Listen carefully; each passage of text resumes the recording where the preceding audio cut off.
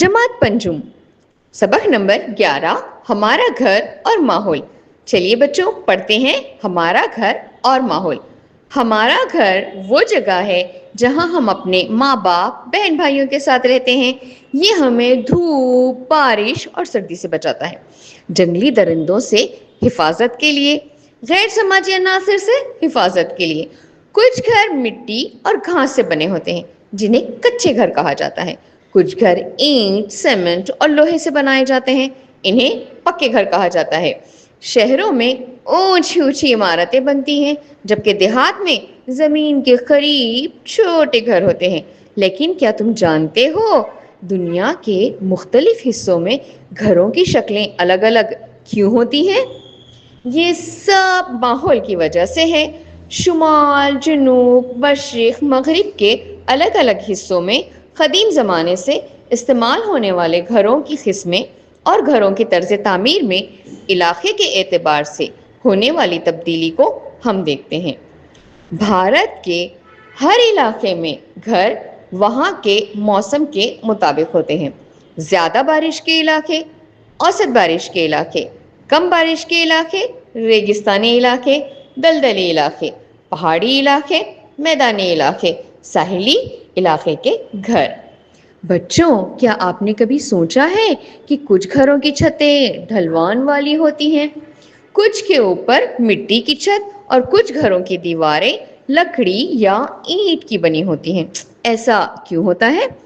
दर हकीकत घरों की तर्ज तामीर माहौल और इलाके के मुताबिक बदलती है। आइए जानते हैं क्यों। सबसे पहला सबब है मौसम और आबोहवा। पहाड़ी इलाकों में बर्फ ज्यादा गिरती है, इसीलिए वहां घरों की छतें ढलवान वाली बनाई जाती हैं ताकि बर्फ जम ना जाए। बारिश वाले इलाके में लकड़ी और बांस के ऊंचे घर बनाए जाते हैं ताकि बारिश का पानी अंदर ना आए। गर्म इलाकों में घरों में मोटी दीवारें और खुली खिड़कियां रखी जाती हैं ताकि हवा आसानी से गुजरे और ठंडक मिले। दूसरा सबब है इलाके में दस्तयाब चीजें। जहाँ ज्यादा जंगल होते हैं वहाँ लोग घरों में लकड़ी का इस्तेमाल करते हैं। पहाड़ी इलाकों में पत्थर आसानी से मिलता है, इसीलिए वहाँ के घर पत्थरों के होते हैं। मैदानों में मिट्टी और ईंट मिलती है तो वहाँ के घर पक्के और मजबूत होते हैं। यानी हर जगह लोग वही मवाद इस्तेमाल करते हैं जो उनके इर्द गिर्द मौजूद हो। तीसरा सबब है कुछ इलाके जलजला या तूफान से मुतासिर होते हैं, इसीलिए वहाँ घर हल्के मगर मजबूत बनाए जाते हैं। साहिली इलाकों में घर ऊंचे सितूनों पर होते हैं ताकि समंदरी पानी से बच सके। दलदली जमीन पर लकड़ी या बांस के तख्तों पर घर बनाए जाते हैं ताकि नमी से नुकसान न हो।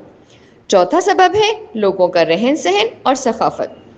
कुछ लोग सदियों से एक खास तर्ज तामीर अपनाए हुए हैं।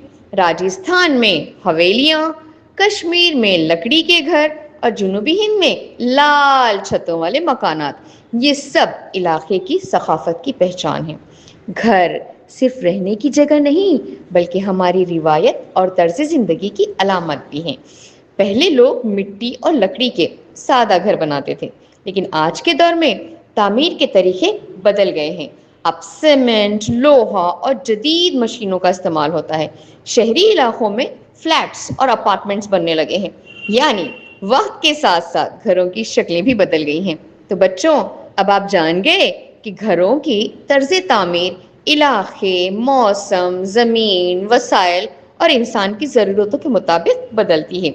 यानी जैसे जैसे हमारा माहौल बदलेगा वैसे वैसे घरों की शक्लें भी तब्दील होती रहेंगी। घर जहाँ मोहब्बत, सुकून और अपनापन होता है, लेकिन अफसोस दुनिया में लाखों लोग ऐसे हैं जिनके पास घर नहीं है। इन्हें हम बेघर या घर बार से महरूम लोग कहते हैं।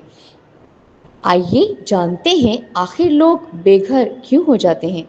सबसे बड़ी वजह है गुर्बत। जब किसी के पास रोजी कमाने के वसाइल नहीं होते तो वो मकान बनवाने या किराए देने के काबिल नहीं रहता, यूं वो सड़कों, रेलवे स्टेशनों या खाली जगहों पर रहने लगता है।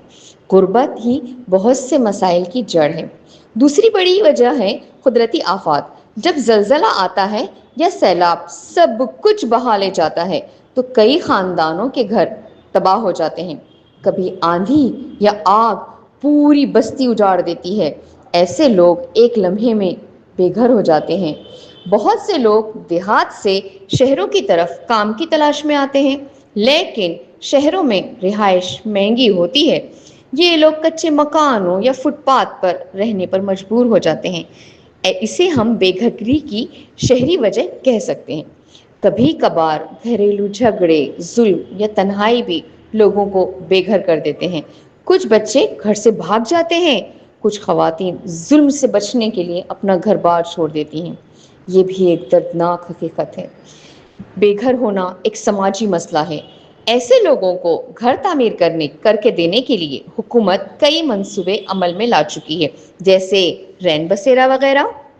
گھروں کی تعمیر میں قدرتی وسائل کا بڑے پیمانے پر استعمال ہوتا ہے۔ اس وجہ سے پانی، ہوا، آواز اور مٹی کی آلودگی ہو رہی ہے۔ چٹان کی کھدائی، سمندر اور ندیوں سے ریت نکالنا، زمینی پانی کا نکالنا، درختوں کی کٹائی۔ ہمیں اپنے گھر بناتے وقت ماحول کا خیال بھی رکھنا چاہیے۔ لکڑی کے لیے درخت کم کاٹیں، پانی ضائع نہ کریں اور ماحول دوست مواد استعمال کریں، یعنی ماحول دوست ایکو فرینڈلی گھر تعمیر کریں۔ صاف ستھرا ماحول ہی محفوظ